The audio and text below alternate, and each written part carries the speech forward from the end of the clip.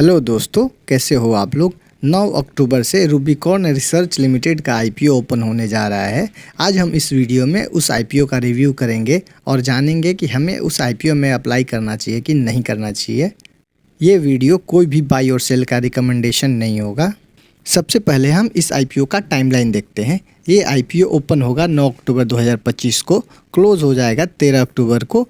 इसके शेयर हमारे demat account में अलॉट होंगे 14 अक्टूबर को और ये कंपनी लिस्ट होगी 16 अक्टूबर 2025 को शेयर मार्केट में। इसके ग्रे मार्केट प्रीमियम की बात करें तो 5 अक्टूबर को 12.37% चल रहा है। यदि हम रुपीज़ की टर्म में बात करें तो 60 रुपये का चल रहा है। वैसे हम 15% का जीएमपी थ्रेशोल्ड मानते हैं, उसके थोड़ा सा ये नीचे है। बाकी देखते हैं आने वाले दिनों में जीएमपी में कोई भी बदलाव आता है तो मैं अपने टेलीग्राम चैनल, जिसका लिंक डिस्क्रिप्शन में मैंने दिया है, उसमें अपडेट कर दूंगा। तो प्लीज़ ज्वाइन कर ले ताकि आप कोई भी अपडेट मिस न कर सकें। अब हम कंपनी डिटेल देख लेते हैं। ये कंपनी 1999 में इनकॉर्पोरेट हो गई थी। बेसिकली ये एक फार्मास्यूटिकल कंपनी है जो कि दवाइयों का मैन्युफैक्चरिंग करने में, डेवलपमेंट करने में और उसको बेचती है। इस कंपनी के पास 30 जून 2025 के अनुसार 72 अभी एक्टिव ड्रग्स हैं जो कि यूएस एफडीए से अप्रूव हैं। 72 में से ये 66 दवाओं को यूएस मार्केट में बेचती है। 30 जून 2025 के अनुसार इसके 17 नए प्रोडक्ट अप्रूवल स्टेज में हैं और 63 प्रोडक्ट अभी डेवलपमेंट स्टेज में हैं। इस कंपनी के 96 कस्टमर यूएस में हैं। उनमें से 3 मेजर होलसेलर कंपनी है जिनका यूएस के 90% ड्रग्स के डिस्ट्रीब्यूशन में कैप्चर है। यूएस के अलावा इस कंपनी के 48 प्रोडक्ट अभी Australia, UK, Singapore, Saudi Arabia, UAE में अप्रूवल स्टेज पे हैं। इस कंपनी के 3 मैन्युफैक्चरिंग फैसिलिटी इंडिया में है और 2 रिसर्च एंड डेवलप फैसिलिटी है। उनमें से एक इंडिया में है और एक कनाडा में है। अब हम रेवेन्यू फ्रॉम प्रोडक्ट देख लेते हैं। 2025 के फाइनेंशियल ईयर में इसके टॉप 5 प्रोडक्ट का 38.3% रेवेन्यू जनरेशन में कंट्रीब्यूशन रहा और टॉप 10 प्रोडक्ट का 59.3% रेवेन्यू जनरेशन में हिस्सा रहा, जो कि फाइनेंशियल ईयर 2024 से कंपेयर करें तो टॉप 5 का 45 था और टॉप 10 का 68 था। यदि रेवेन्यू फ्रॉम ऑपरेशन की बात करें तो फाइनेंशियल ईयर 2025 में इस कंपनी का 98.4% रेवेन्यू यूएस से आया, जो कि फाइनेंशियल ईयर 2024 में 97.4% था। मतलब कि हम देख सकते हैं इस कंपनी का डिपेंडेंसी यूएस में अपने रेवेन्यू से 99% के करीब है। जो कि इस सिनेरियो में बात करें, जो ट्रम्प टैरिफ की बात करें, तो इस कंपनी पे इम्पैक्ट अच्छा खासा पड़ सकता है। यदि हम इस कंपनी का रेवेन्यू फ्रॉम एक्सपोर्ट की बात करें तो 98.7% यूएस से फाइनेंशियल ईयर 2025 में आया है। इंडिया से 0.7%, मलेशिया से 0.03%, सऊदी अरेबिया से 0.07%। इस कंपनी का रिसर्च एंड डेवलपमेंट में एक्सपेंडिचर देखें तो फाइनेंशियल ईयर 2025 में टोटल रेवेन्यू का 10.5% था, जो कि फाइनेंशियल ईयर 2024 में 13% था और फाइनेंशियल ईयर 2023 में 18.5% था। हम देख सकते हैं कि इस कंपनी का रिसर्च एंड डेवलपमेंट के प्रति एक्सपेंडिचर कम हो रहा है, जो कि एक निगेटिव चीज़ हम कह सकते हैं। अब हम इस कंपनी का फाइनेंशियल देखते हैं। हमारे पास 2023 से लेकर 2025 तक का डेटा है। एसेट्स की बात करें तो 749 करोड़, जो कि 2023 में बढ़ के 1451 करोड़ हो गया है।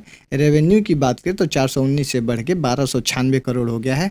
प्रॉफिट आफ्टर टैक्स की बात करें, जो 2023 में निगेटिव में ये कंपनी थी, अब भी बढ़ के 124 करोड़ हो गया है, जो कि एक पॉजिटिव चीज़ है।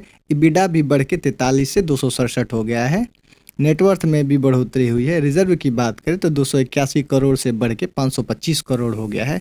टोटल बोरोइंग की बात करें, जो 2023 में 317 करोड़ का था, अब भी बढ़ के 393.1 करोड़ का हो गया है। रेवेन्यू की बात करें तो 2024 से 2025 का फाइनेंशियल ईयर में 49% का इंक्रीज़ हुआ है और प्रॉफिट में भी 48% का इंक्रीज 2024 से 2025 के फाइनेंशियल ईयर में हुआ है, जो कि एक पॉजिटिव चीज़ हम देख सकते हैं। आरओई इस कंपनी का 29.02 का है और आरओसी भी 26.4% का है। डेब्ट टू इक्विटी की बात करें तो 0.7% का है। रिटर्न ऑन नेटवर्थ की बात करें तो 29% का है। प्रॉफिट मार्जिन इस कंपनी का 10.3% का है। इबिडा मार्जिन इस कंपनी का 20.6% का है और अर्निंग पर शेयर 8.7 का है। अब इस कंपनी के इसके पीयर से कंपेयर करके देखते हैं कि ये फाइनेंशियली और फंडामेंटली कहाँ स्टैंड कर रही है। इसके पीयर्स की बात करें तो सन फार्मा है, अरबिंदो फार्मा, जायडूज है, डॉक्टर रेड्डी, लुपिन आदि हैं। अर्निंग पर शेयर के बेसिस पे देखें तो ये कंपनी अपने सेक्टर में सबसे निचले पायदान पे स्टैंड कर रही है और नैब पर शेयर में भी इस कंपनी का अपने सेक्टर में सबसे नीचे पायदान पे है। प्राइस टू अर्निंग इस कंपनी का 60 का होगा और इसके सेक्टर में देखें तो प्राइस टू अर्निंग के अनुसार ये सबसे ज़्यादा महंगी दिख रही है हमें। रिटर्न ऑन नेटवर्थ की बात करें तो ये अपने सेक्टर में सबसे नंबर 1 पे है। इस कंपनी को इसके पीयर से कंपेयर करके देखें तो ज़्यादा अट्रैक्टिव नहीं नज़र आ रही है, बस ठीक ठाक है। अब हम IPO डिटेल देखते हैं। इस कंपनी का फेस वैल्यू 1 रुपये पर शेयर का होगा। इशू प्राइस बैंड 461 से 485 रुपये पर शेयर का होगा। लॉट साइज इस कंपनी का 30 शेयर का होगा। और सेल टाइप की बात करें तो ऑफर फॉर सेल और फ्रेश इशू दोनों है। टोटल इशू साइज इस कंपनी का 1377 करोड़ का होगा, जिसमें 500 करोड़ का फ्रेश इशू है और ऑफर फॉर सेल 877 करोड़ का है। एम्प्लॉय के लिए ये 48 रुपये का डिस्काउंट दे रहे हैं और ये कंपनी BSE और NSE दोनों पे लिस्ट करेगी। IPO रिजर्वेशन की बात करें तो 75% शेयर इन्होंने QIB के लिए रिजर्व रखा है। रिटेलर को ये 15% शेयर ऑफर कर रहे हैं और NII के लिए 15% शेयर रिजर्व है।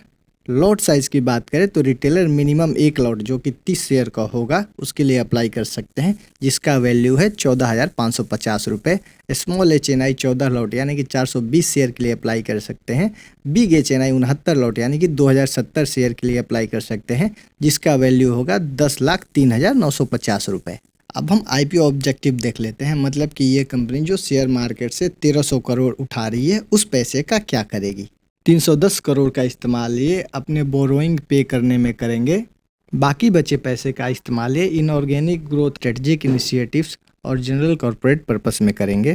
कंक्लूजन में आने से पहले आपके घर में किसी को भी जीरोधा या ग्रो में फ्री में डीमेट अकाउंट खुलवाना है तो उसका लिंक मैंने डिस्क्रिप्शन बॉक्स में दे रखा है। उस लिंक का इस्तेमाल करके आप फ्री में डीमेट अकाउंट खुलवा सकते हैं। कंक्लूजन की बात करें तो ये फाइनेंशियली कंपनी हमें ठीक ठाक लगी। जो कि हम पैट की बात करें जो 2023 में निगेटिव में था, जो अभी बढ़ के 134 करोड़ का हो गया है, जो कि एक पॉजिटिव चीज़ है। रेवेन्यू में भी इस कंपनी का पिछले साल से 49% में का ग्रोथ हुआ है। ROE ROC भी इस कंपनी का 25 से ज़्यादा था, जो कि एक पॉजिटिव चीज़ है। प्राइस टू अर्निंग इस कंपनी का थोड़ा ज़्यादा लगा, ये कंपनी थोड़ा और सस्ते पे ऑफर कर सकती थी। 1-2 नेगेटिव चीज़ें भी हमें नज़र आ रही। अभी जो US से सिनेरियो चल रहा है, ट्रंप जो टैरिफ लगा रहे हैं, तो इस कंपनी पे थोड़ा मोड़ा इम्पैक्ट हमें देखने को मिल सकता है। बाकी आपको अप्लाई करने का डिसीजन अपना रिस्क और एनालिसिस करके करना है। आपको ये कंपनी कैसी लग रही है प्लीज़ कमेंट करके बताइएगा और ये आपको वीडियो अच्छा लगे तो प्लीज़ लाइक और सब्सक्राइब कर दीजिएगा। Thank you.